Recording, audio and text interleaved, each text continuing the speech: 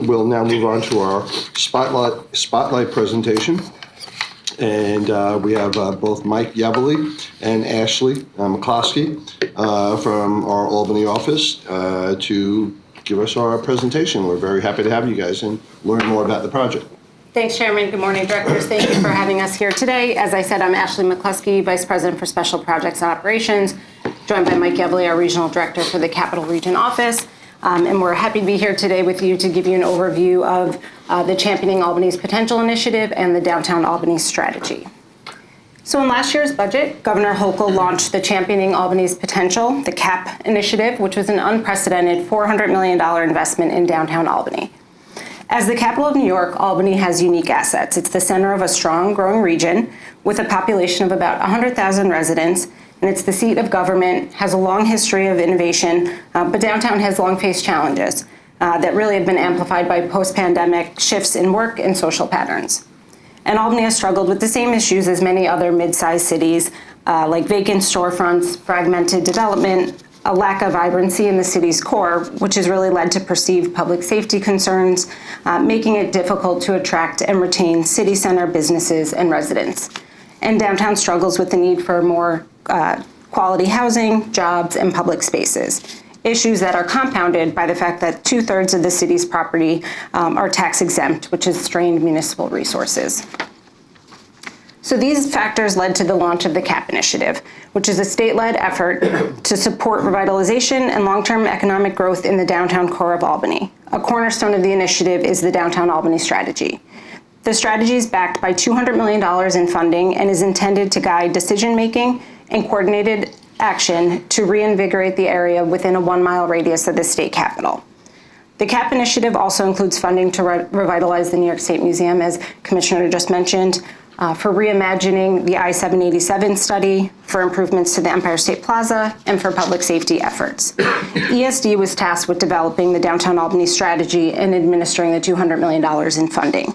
Today, Mike and I will share an overview of the strategy as well as the plans for implementation.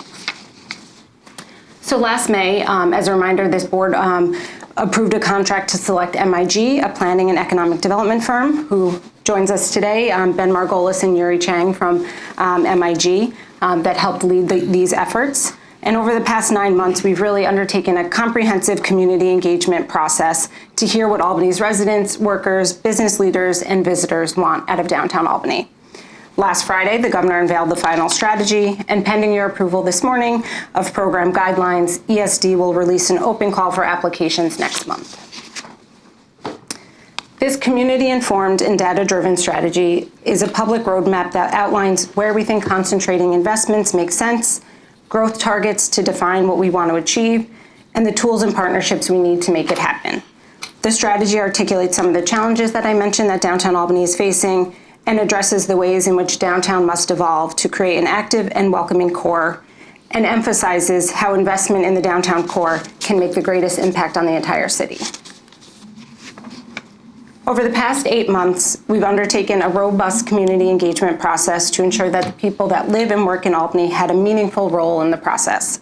We heard from thousands of community members through public meetings, business interviews, focus groups, and surveys, and got a lot of great information that really helped shape the strategy, and came away from these engagements feeling the energy and excitement that the governor's investment has generated in Albany. This is just a quick outline of what's in the full strategy report. Like I said, it outlines why we're here, how the strategy was informed, where targeted investment is recommended, and how we'll get there through funding and implementation. Lastly, I'd like to just highlight the where we're headed portion, which are the growth targets. As we move into implementation, these measurable targets will allow us to track progress and ensure that the strategy stays focused over time. These targets that you see on the screen give partners a shared benchmark, help direct resources, and ensure progress is measurable. They were shaped by not only the public's input about what the community wants to see, but grounded by the existing conditions of downtown today, and also in comparison to peer cities. So number one is residential growth. That's what we've heard the most. Downtown needs significantly more residents in the core and a wider mix of housing types to reach the 24/7 activation and unlock more everyday street level activity. And number two, job growth, adding additional jobs, and diversifying them. The aim is really to have a broader mix of jobs and reasons to come downtown. Additional visitor activity, more vibrancy and increased visitation, and consistent year-round activity, not just big events. 4 through 6 focus on leverage and confidence, increasing private leverage alongside the public investment, advancing 3 catalytic sites within the next 3 years to have clear, visible momentum fast, and lastly, improving positivity safety ratings by using repeatable practical measurement over time to track visitors' impressions of Albany. I'll now turn it over to Mike, who will talk more about the where and the how. Thank you, Ashley. So the growth targets that Ashley just defined will show us what success will look like. The investment areas that we created show where coordinated investment can produce visible, far-reaching change and the success we intend. The full mile radius represents a diverse city landscape. The strategy's focus and sequencing approach will guide us to stay disciplined so investments reinforce each other. The areas outlined on the map were identified through engagement and analysis. These are not the only places that matter, but where near-term action can create the most visible change and generate outward momentum.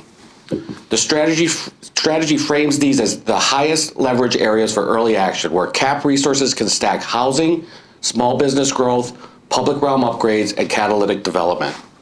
For each investment area, the report provides the existing conditions such as needs and assets, a clear vision statement, CAP-specific actions, and illustrations that show the vision, what the vision will look like in real locations. So let me quickly run you through these. So one, the downtown heart, really the center of the central business district. This is the engine, the fastest place to shift the day to night feel through storefront energy, public realm upgrades, housing, and office conversions. 2, Albany's new downtown neighborhoods. This is where growth has room to land, complete walkable neighborhoods that connect back to the core and the waterfront. This is where Liberty Park is, a subsection of 2. The warehouse district gateway. The centerpiece is the central warehouse area, where we are looking at this not only as just a site, but a large-scale redevelopment opportunity. 4, the South End Gateway, where we'll pair near-term street safety upgrades with cultural and housing investment to meet today's market, and then build outward over time in a smart, equitable way. 5, the International District. Build on existing vital businesses, support daily needs with safer, more comfortable streets, plazas, and improved storefronts. 6, Center Square. Protect the character while boosting livability, pedestrian comfort upgrades, lighting and wayfinding, supporting a wider mix of events and programming along the Lark Street corner. And finally, the Clinton Square Arts and Heritage area. Reinforce an arts and cultural spine with public space upgrades, reuse, and infill mixed-use development that generates foot traffic supporting the local institutions. So as I mentioned, we've developed concept plans for various types of projects throughout the investment areas. These are ambitious, thought-provoking illustrations to show what can be and are not intended to show what must be. So just a few examples. Upper left corner, that's Liberty Park, 8-acre site controlled by Capitalize Albany, supported by this agency with a $50 million grant already to gather site control and deal with some of the buildings that were on site. They're out to RFP now.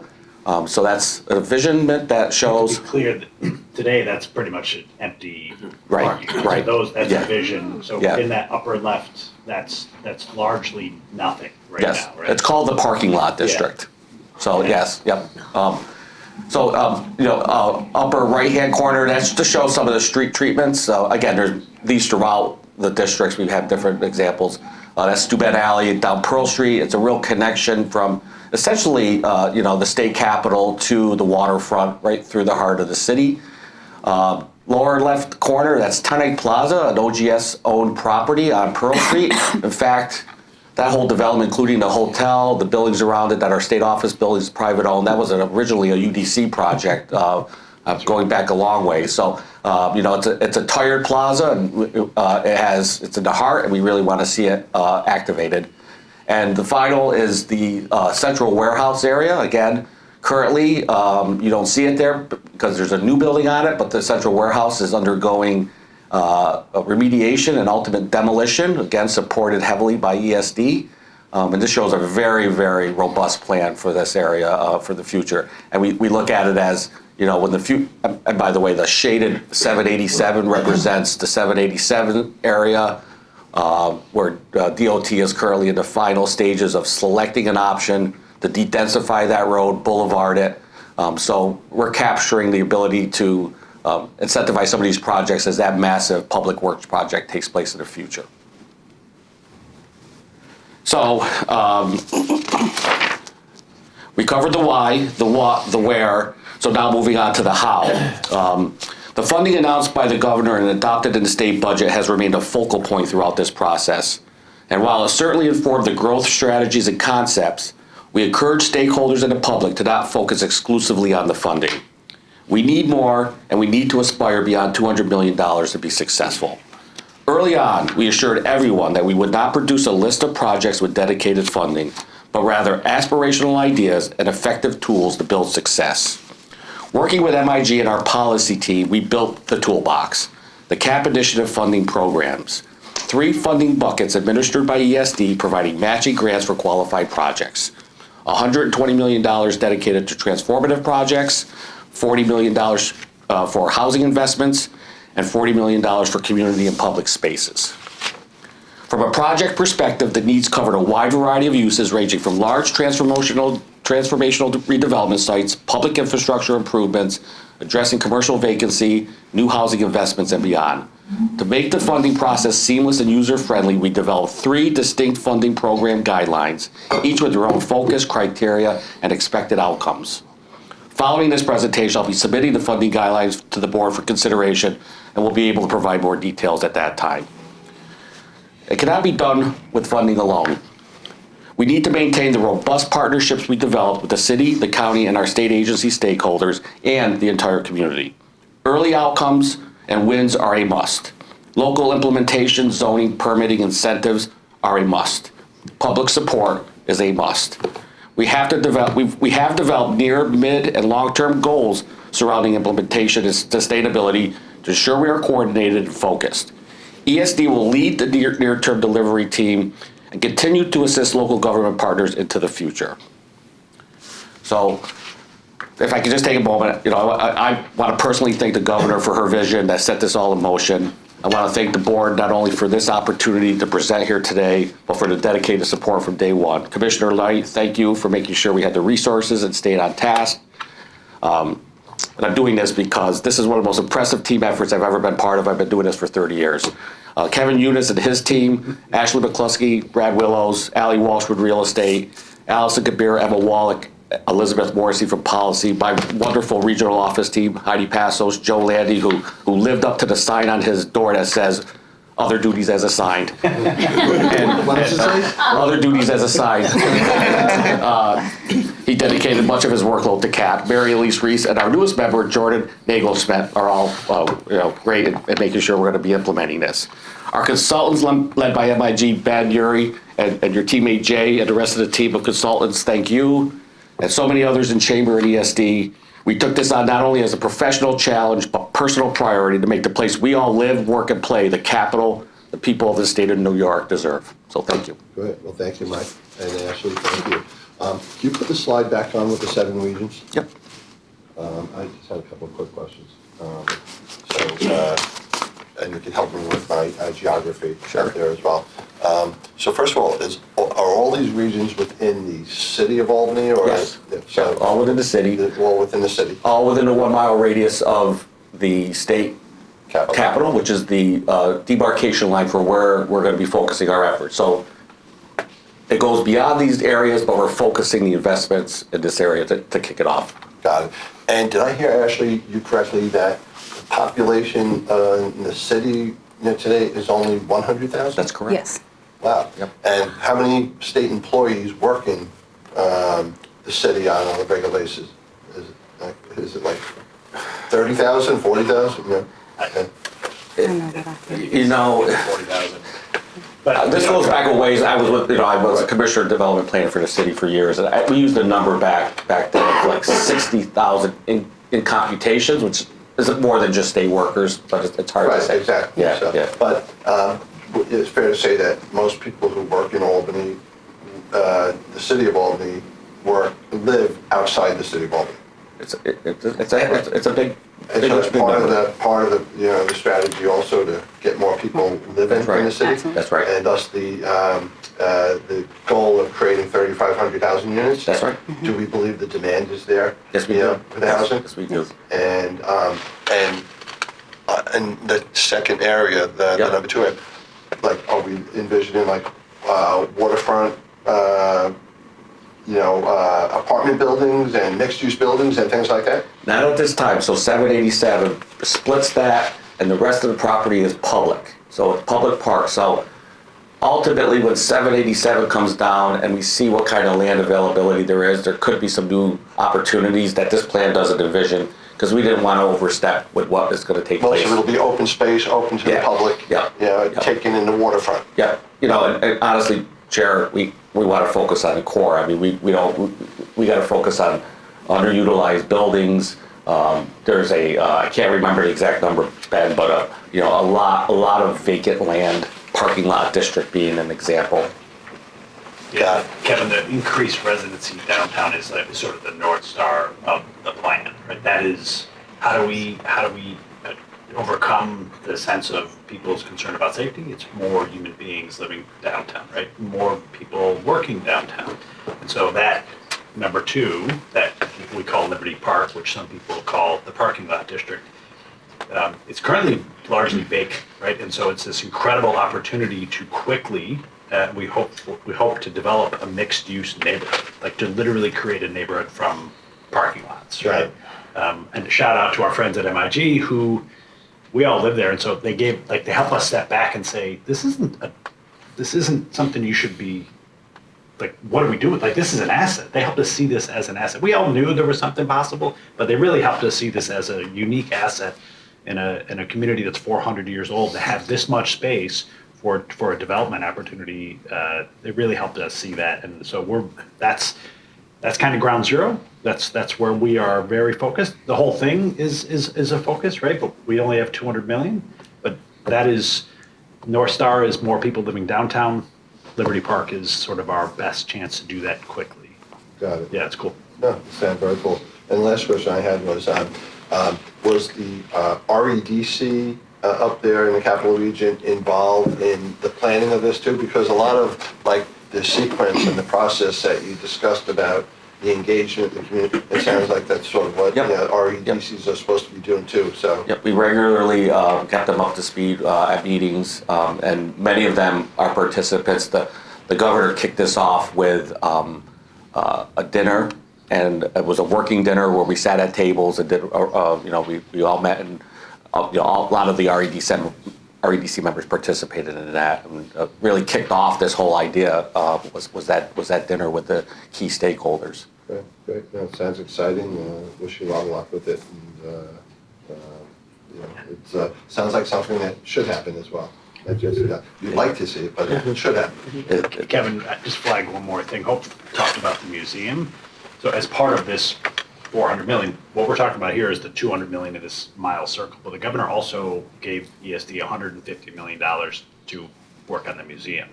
And this team has been leading that work as well. And so we have had some great, as Hope noted, some really early wins. As a person, I live 3 blocks from the museum.